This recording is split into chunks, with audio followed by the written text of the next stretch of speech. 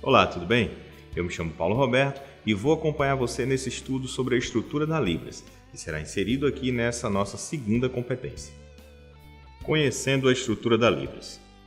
Você vai ver que a base para o aprendizado da Libras está no seu alfabeto manual. Em português, utilizamos o alfabeto manual para formar as palavras. Na Libras, as letras são executadas e representadas por uma configuração de mãos. Como foi dito anteriormente, a base da comunicação da Libras está no seu alfabeto manual. Porém, não é o alfabeto manual que vai compor toda a nossa comunicação em língua de sinais. O alfabeto manual ele serve como uma base. Por meio dele, podemos formar o que chamamos de sinais. Nós vamos utilizar as letras do alfabeto manual e começaremos a formar os sinais. Esses, os sinais, no caso, correspondem à maior parte da comunicação em Libras. Ao utilizar o alfabeto manual, estamos utilizando a soletração das palavras. Se a gente levar para o campo dos ouvintes, seria o mesmo que nós compararmos uma pessoa quando ela está utilizando a sua voz e soletra as palavras. Digamos, como se eu estivesse falando para você a palavra casa e eu fosse falar C-A-S-A. Então, eu estaria soletrando a minha comunicação oral. Em língua de sinais, quando utilizamos o alfabeto manual, faremos o mesmo. Soletramos as palavras através do movimento das mãos. Observe esse vídeo que demonstra detalhadamente como realizar o alfabeto manual. Preste atenção nele.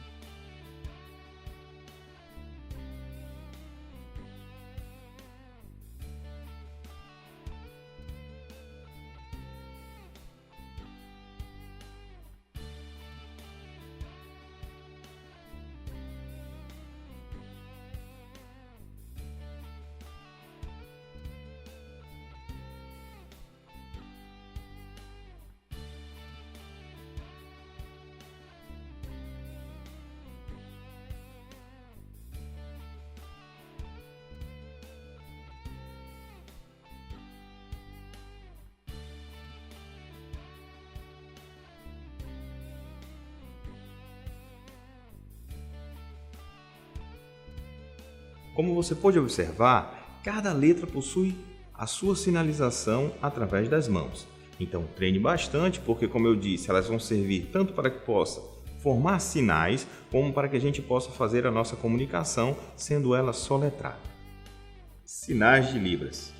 Os sinais dão funcionalidade à comunicação em Libras. Por meio deles, podemos representar uma palavra completa com um simples movimento das mãos. Os sinais têm a função de representar uma palavra por completo.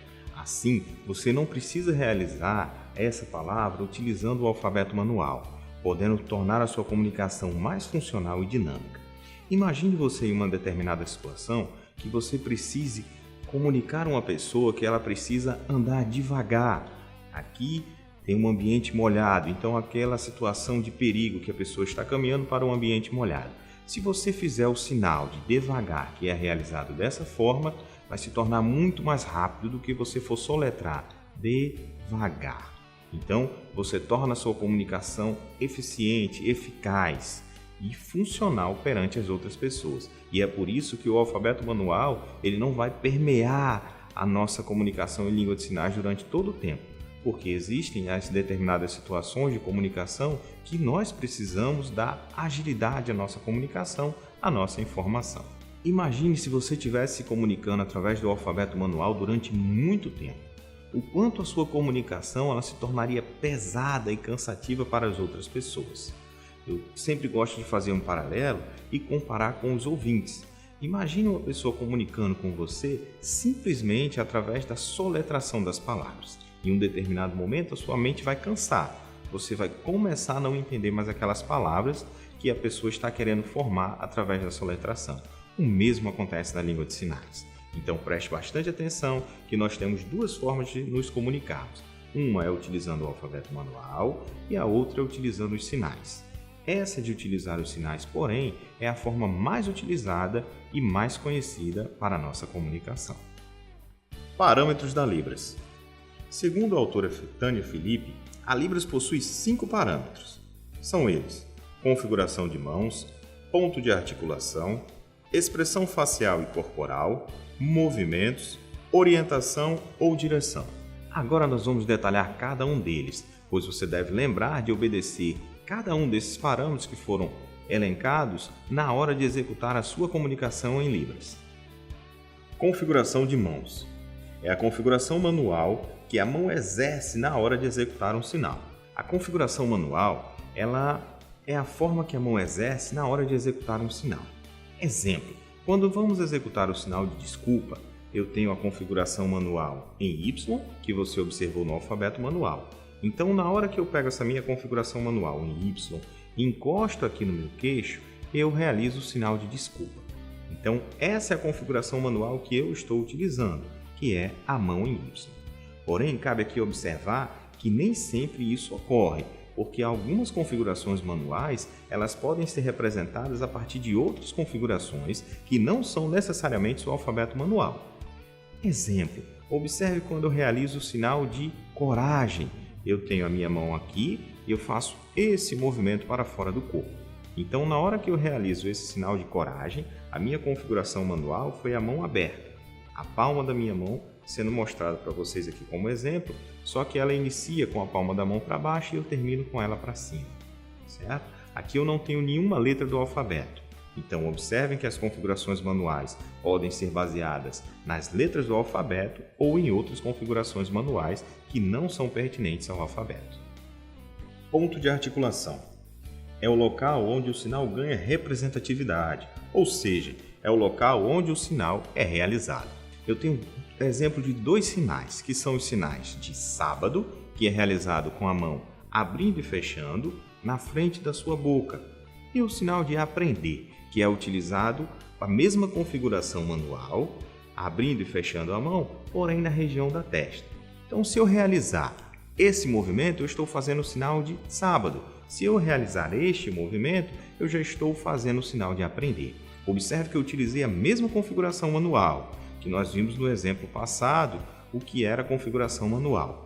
Então, ao utilizar a mesma configuração manual, eu tenho sinais diferentes.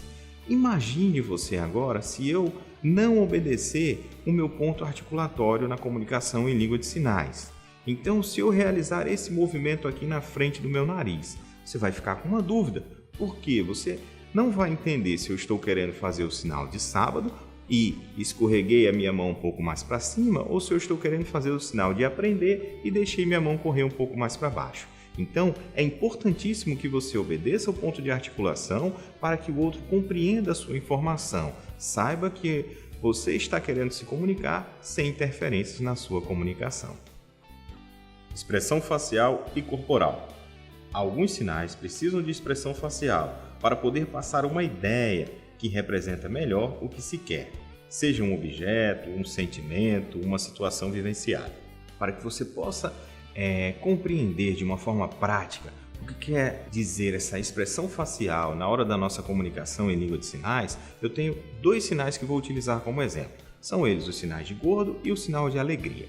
Observe o sinal de gordo sendo realizado da forma correta, com a expressão facial. Eu realizo o mesmo da seguinte forma. Atentou para a minha bochecha inflada? Gordo.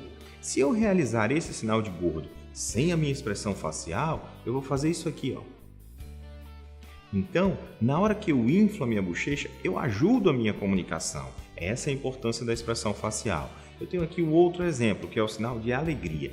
Para realizar o sinal de alegria corretamente, eu tenho uma expressão facial de sorriso, de alegria e faço um movimento com os braços da seguinte forma.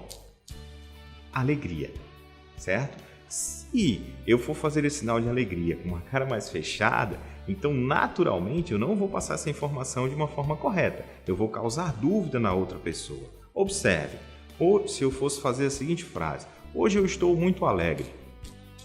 Você olharia para a minha expressão facial e diria, o que está acontecendo? Ele está dizendo que está alegre com essa expressão facial mais fechada? Então, isso é o que a expressão facial faz na hora da nossa comunicação. Ela ajuda no entendimento real do sinal, no entendimento real de uma situação. Então, tenha cuidado na hora de você executar os sinais que exigem essa expressão facial. As línguas de sinais, ao contrário das línguas orais, não possuem a entonação vocal. Através da entonação vocal, você percebe se a outra pessoa está com raiva, está feliz. Na Libras, a gente não tem esse artifício. Então, o que vai passar a ideia de raiva, de felicidade, de questionamento, vai ser justamente a nossa expressão facial. Então, fique atento, porque esse é um artifício importantíssimo da nossa comunicação em língua de sinais. Movimentos. É o deslocamento da mão durante a realização do sinal. Existem vários tipos diferentes. São eles: retilíneo, helicoidal, circular, semicircular, sinuoso e angular. Eu tenho sinais que eles podem apresentar movimentos ou não. Então você pode estar pensando, nossa, mas eu preciso realizar movimentos para executar os sinais. Os sinais eles podem ser classificados em sinais que apresentam movimentos. Exemplo, quando eu vou realizar o sinal de brincar, eu tenho a minha mão em Y e eu faço esse movimento. Então observe que o movimento é contínuo. Então esse é um sinal que apresenta movimento. É assim classificado. Quando eu vou fazer o sinal de pensar, eu tenho meu dedo indicador e coloco aqui, Cheguei aqui, eu parei. Observe que eu não fiquei fazendo movimentos repetitivos. Então o sinal de pensar é um sinal que não apresenta movimento. Já o sinal de brincar, ele é caracterizado como um sinal que apresenta movimentos. Para demonstrar agora os tipos de movimento dos sinais, eu tenho alguns exemplos. O sinal retilíneo, eu tenho o exemplo do sinal de encontrar. Observe que eu tenho um D em cada mão e faço esse movimento. Então aqui eu tenho um movimento retilíneo. O movimento helicoidal. O movimento helicoidal, eu vou fazer esse movimento para realizar o sinal de alto. Estou fazendo um movimento circular e subindo a minha mão. O movimento circular, eu já apresentei no sinal anterior, que foi o sinal de brincar. Eu agora posso acrescentar o sinal de bicicleta. Então, observe que aqui eu tenho um movimento circular. Já o sinal semicircular, eu posso acrescentar o sinal de surdo.